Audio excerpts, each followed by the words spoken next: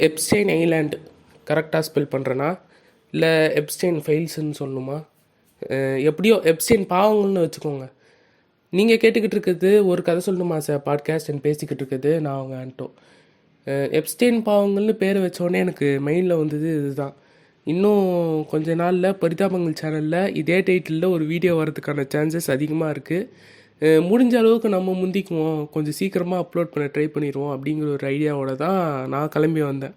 S, கடைசியாக சிறை படத்துடைய ரிவ்யூக்காக நம்ம பாட்காஸ்ட்டில் பேசினது. அதுக்கப்புறம் கொஞ்சம் ரொம்ப நாள் தான் கேப் விட்டுட்டோமா அப்படிங்கிற மாதிரி எனக்கு தோண ஆரம்பிச்சுது. ஆளே கொஞ்சம் உடல்நிலை சரியில்லாத காரணத்தினால டல்லாக தான் இருந்தேன். அதனால தான் இத்தனை நாளாக வர முடியல. சீசன் சேஞ்சுனால எப்படி சொல்கிறது, இப்போது கேன்சர்லாம் இருந்தால் கூட கொஞ்சம் கெத்தாக போய்கிட்டு இருக்க ஆள் கோல்டு வந்தால் எப்படி வீக் ஆயிடுவோம் அப்படிங்கிறது ஏகப்பட்ட மீம்ஸ் டெம்ப்ளேட்லலாம் கூட நீங்கள் பார்த்துருப்பீங்க. அதே மாதிரி தான் கிட்டத்தட்ட கோல்டு 2 வார்த்தை பேசினேன்னா 4 தடவை இரும்புங்கிற லெவலுக்கு ரொம்ப வீக்காக இருந்தேன். இப்போ தான் கொஞ்சம் உடல்நிலை சரியாகி தேறி வந்திருக்கேன்றதுனால உடனே அடுத்து ஒரு வீடியோ பண்ணணும் அப்படின்னு சொல்லிட்டு கிளம்பி வரப்போ மாட்டினது தான் இந்த டாபிக். எஸ், ஜெஃப்ரி எப்ஸ்டெயின்னு சொல்லிட்டு ஒரு ஆள், ஒரு கிரிமினல். அவர் பண்ண சில வேலைகளை அஃபிஷியலாக அமெரிக்கன் கவர்மெண்ட்லேருந்தே ரிலீஸ் பண்ணி இப்போது அது நிறைய பேருக்கு சோஷியல் மீடியா மூலமாக தெரிய வந்திருக்கு அப்படிங்கிற விஷயம் எனக்கு கொஞ்சம் லேட்டாக தான் தெரிஞ்சுது. ஆக்சுவலாக என்னடா இந்த டாப்பிக்கில் எல்லாருமே டிஸ்கஸ் பண்ணிகிட்ருக்காங்களே, நமக்கு இன்னும் இந்த அளவுக்கு அவேராக இல்லையே அப்படின்னு யோசிச்சுக்கிட்டு இருந்தப்போ சும்மா போய் நானே சர்ச் பண்ணி தேடி பார்க்குறப்போ எனக்கு கிடச்சது தான் இது. டிபார்ட்மெண்ட் ஆஃப் ஜேர்னல் ஃப்ரம் அமெரிக்காவிலேருந்து தான் இந்த டீட்டெயில்ஸ்லாம் அஃபிஷியலாக பீப்புளுக்கு வந்திருக்கு. அதுக்கப்புறமா அங்கேருந்து சோஷியல் மீடியாஸ்க்கெலாம் நிறைய நியூஸஸ்லாம் பரவ ஆரம்பிச்சிருக்கு. இதை எவிடன்ஸாகவே விட்டுருக்காங்க. ஆல்மோஸ்ட் எல்லாருமே பார்க்கறதுக்கான ஆக்சிஸ் இருக்குங்கிற மாதிரி தான் இப்போ இருக்குது. பட்டு நான் பார்க்கணும் அப்படின்னு ட்ரை பண்ணுறப்போ இந்த பக்கம் போவே வேணாம் அப்படின்னு தடுக்கிறதுக்கு மேஜரான 2 விஷயம் வந்துச்சு. ஒன்று அதோடைய அந்த ஃபைல்ஸோட சம்மந்தப்பட்ட பேஜஸ் மட்டுமே கிட்டத்தட்ட 3 மில்லியனுக்கு இருக்குது. நம்ம ஊர் கணக்குக்கு கிட்டத்தட்ட 30 லட்சம் பேஜஸ். அதுக்கப்புறமா 2000க்கும் மேற்பட்ட ஃபோட்டோஸ், அதுக்கப்புறம் இன்னும் 1000 கணக்கான இமெயில்ஸ் இதெல்லாம் சேர்ந்து தான் அந்த எப்ஸ்டெயின் ஃபைல்ஸில் உள்ளடங்கியிருக்கு அப்படிங்கிற மாதிரி ஒரு கண்டென்ட் நான் கேள்விப்பட்டேன்.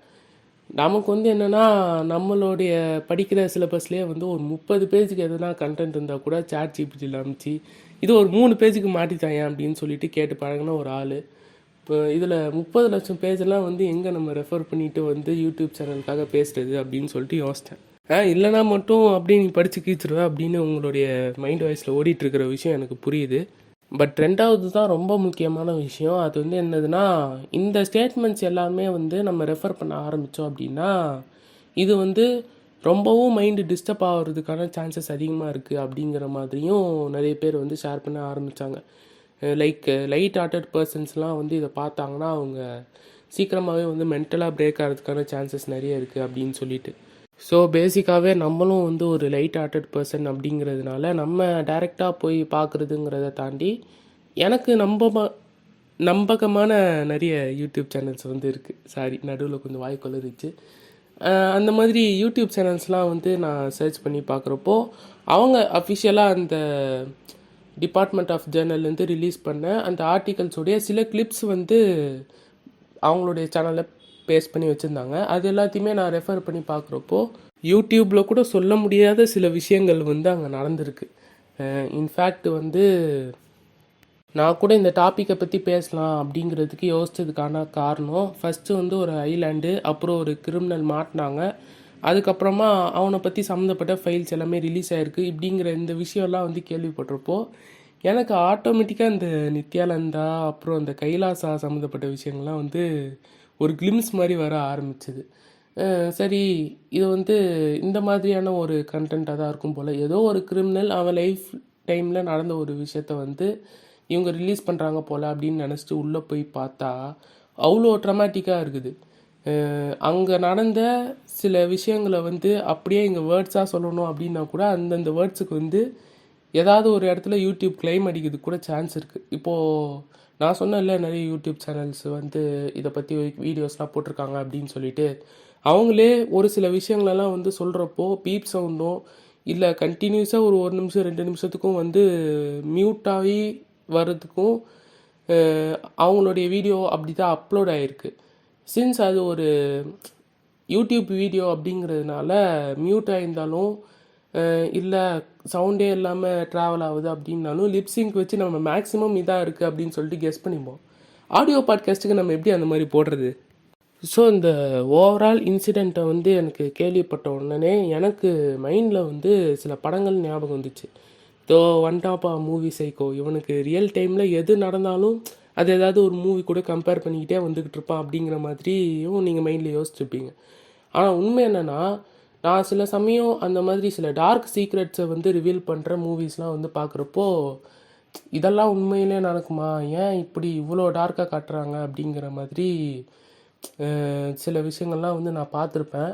ஆனால் இப்போது இந்த எப்ஸ்டெயின் ஃபைல்ஸில் ரிலீஸ் ஆகிருக்க கான்டெக்ட்ஸ்லாம் வந்து இருக்குல்ல, அதை வந்து பார்க்குறப்போ படத்தில் காட்டுறதே ஏதோ கொஞ்சம் லீனியண்ட்டாக காட்டின மாதிரி இருக்குது. ரியலில் நடக்குதுலாம் அதை விட பயங்கரமாக இருக்குது. இப்போது எக்ஸாம்பிளுக்கு சொல்லணுன்னா டாக்டர் படம், அதுக்கப்புறமா மிஷ்கினுடைய யுத்தம் செய் படம், அப்புறம் இப்போது ரீசண்டாக வந்த மாஸ்க் படம், இது எல்லாத்துலேயுமே வந்து சில பாப்புலரான ஆளுங்களுக்கெலாம் வந்து சில வீக்னஸ்லாம் இருக்கும் அப்படின்னு சொல்லிட்டு காமிச்சிருப்பாங்கல்ல. கிட்டத்தட்ட அந்த மாதிரியான ஒரு கான்டெக்ஸ்ட் தான் வந்து இந்த எப்ஸ்டைன் ஐலாண்ட்லேயும் வந்து இன்வால்வ் ஆகிருக்கு அப்படிங்கிறத நான் ஒரு மாதிரி பட்டும் படாமல் சொல்லி வச்சுருக்கேன். ஆல்மோஸ்ட் கான்டெக்ஸ்ட் தெரிஞ்சவங்களுக்கா எப்பா எனக்கு தெரியும்டா நீ ஓவராக பில்டப் கொடுக்காதரா அப்படிங்கிற மாதிரி தான் இருக்கும். பட் கான்டெக்ஸ்ட் தெரியாமல் யாராவது வந்து இதை பார்க்குறீங்க அப்படின்னா பார்த்து தெரிஞ்சுக்கோங்க. அண்ட் இதில் இன்வால்வ் ஆன ஆட்கள், அதாவது இப்போது எப்ஸ்டெயினுங்கிறது ஒரு ஆள், அவருடைய முழு பேர் வந்து ஜெஃப்ரி எப்ஸ்டெயின்னு சொல்கிறாங்க.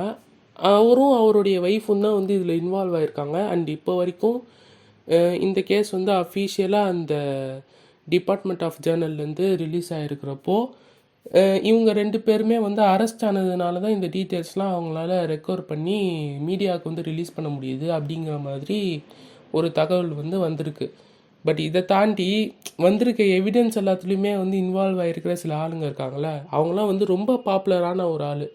லைக் எல்லா கேட்டகரியிலையும் பாப்புலரான ஒரு ஆளுன்னு எடுத்துக்கணும்னு வச்சுக்கோங்களேன். இப்போது ஒரு சயின்டிஸ்ட் எடுத்துக்கிட்டால் ஒரு சயின்டிஸ்ட் இருக்கார், அதில் பிஸ்னஸ் மேன் எடுத்துக்கிட்டால் நம்ம ஊரில் இருக்கிற ஒரு பிஸ்னஸ் மேனும் இருக்காங்க, அங்கே ஃபாரின் கண்ட்ரீஸில் இருக்கிற அவங்களும் இருக்காங்க, பொலிட்டீஷியன்ஸ், அதுக்கப்புறமா சில ஃபேமஸான சினி ஆர்டிஸ்ட்னு சொல்லிட்டு எல்லா கண்ட்ரிலேருந்துமே இந்த மாதிரி மோஸ்ட் பாப்புலராக எல்லாருக்குமே தெரிஞ்ச ஆளுங்க வந்து இதில் இன்வால்வ் ஆகிருக்கிறது தான் எனக்கு இதில் ரொம்ப ஷாக்கிங்காக இருந்த ஒரு விஷயம். சரி, மோஸ்ட்டாக நம்ம இஷ்யூவை பற்றி பேசி முடிச்சாச்சு அப்படின்னு நினைக்கிறேன். இப்போது இதோடைய கன்க்ளூட்குள்ளே வந்தோம் அப்படின்னா, இப்போது இது வேர்ல்டு வைடு ஒரு இடத்துல நடந்திருந்தாலும் இது வந்து எல்லா கண்ட்ரீஸ்க்கும் எல்லா ஸ்டேட்ஸுக்குமே வந்து பரவ ஆரம்பிச்சிருக்கு. அப்படிங்கிறப்போ நம்மெல்லாம் வந்து வாய்ஸ் கொடுத்தா இதனால எதுனா ஒரு சேஞ்ச் நடக்குமா அப்படிங்கிற டவுட் வந்து இருக்கும். சில இடத்துலலாம் இது இன்னுமே ஒரு பேசும் பொருளாகவே தான் இருக்குது. இப்போது ஸ்டேட் பாலிட்டிக்ஸ், சென்ட்ரல் பாலிட்டிக்ஸ் பற்றி சில பேர் உட்காந்து பேசுகிறாங்க அப்படின்னா அதிகபட்சம் அது ஒரு தனிப்பட்ட ஆளுக்கு வந்து ஓட்டு போடுறதுக்கு யூஸ் ஆகும் அப்படிங்கிறதுனால அதை வந்து நிறைய இடத்துல என்கரேஜ் பண்ணுவாங்க. ஆனால் இந்த வேர்ல்டு பாலிட்டிக்ஸுங்கிற விஷயம் வந்து நம்ம ஊரில் அவ்வளோவா அதுக்கான வரவேற்பு இருக்கிறது கிடையாது. டாப்பிக்குன்னு உள்ளே வரப்போ நிறைய பேர் அதில் அவேராக இல்லாததுனால நமக்கு டைரெக்டாக எதுவும் நடக்கலை அப்படின்னாலும் மறைமுகமாக ஏதோ ஒரு பாதிப்பு இருக்குமோ அப்படிங்கிற ஒரு இன்ட்யூஷன் வந்து எனக்கு இருந்துச்சு.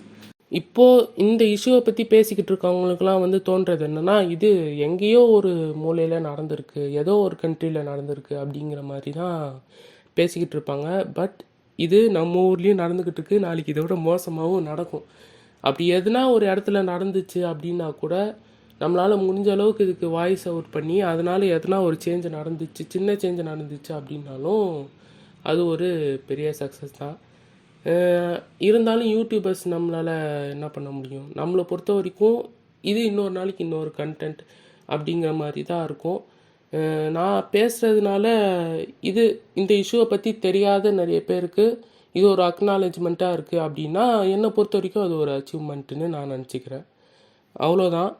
இன்றைக்கான கண்டென்ட் வந்து முடிஞ்சிருச்சு. இன்னொரு இன்ட்ரெஸ்டிங்கான எபிசோடில் உங்களை வந்து மீட் பண்ணுறேன். அது வரைக்கும் பை.